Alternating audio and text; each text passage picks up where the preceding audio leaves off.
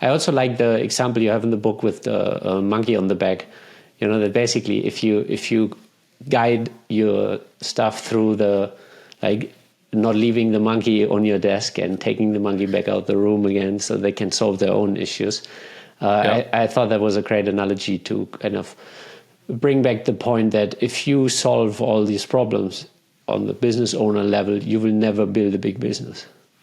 I think one of the keys to delegation, and there's 2 levels to delegation, by the way. There's delegating tasks, which are repeatable. They're done on a framework.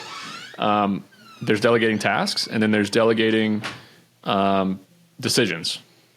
So you can build a really big business and you can get really wealthy by delegating only tasks, meaning nobody in your business makes decisions except for you. And this is the business owner where the phone rings all day. All the employees are calling him all the time, wanting to know what to do in certain situations. He can't go on vacation. He works all the time. But you can build wealth that way. You can get wealthy. When it comes to time to delegate decisions, which is the second level, my favorite thing to do is when an employee comes to me with a problem, that problem is, like, think of it as a monkey on the employee's back.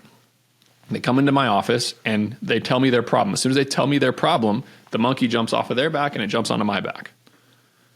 Now I have a monkey on my back and their problem. And I have 2 options. I can say, all right, get out of my office. I'll solve it.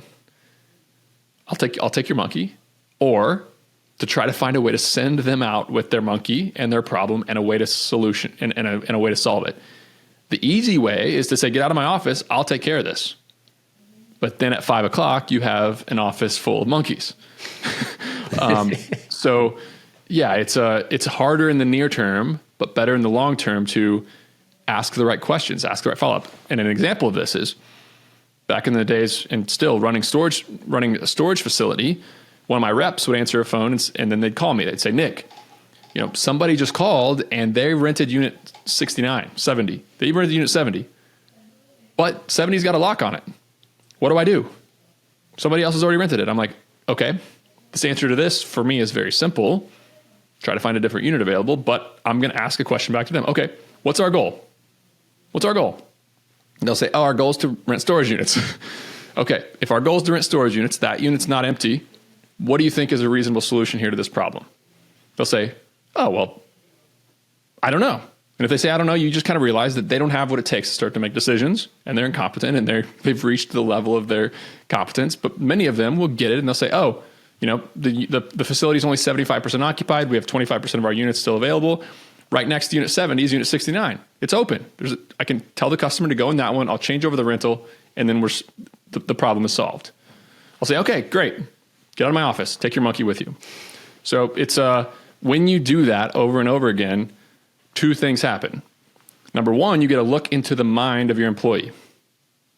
You start to see how they think about things and you can judge their level of competence.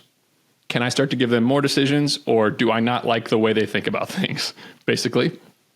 And the second thing is they get practice. They start to build the muscle. They start to think for themselves. And it's just like enabling a kid by solving every problem for them. They're going to keep coming to you to solve their problems. But eventually, if they know that, hey, if I go to Nick, he's just going to ask me a bunch of questions. He's not going to help. I'm kind of forced to do this myself, which over time, it's how you enable, people to perform really well in the job. Yeah, and ideally, they just get the kind of questions that you ask and they ask them themselves. And they come to your office less and less and they build the muscles. Yeah, and if they come to me 3 days in a row with the same question 3 times, that third conversation is not going to go well for them.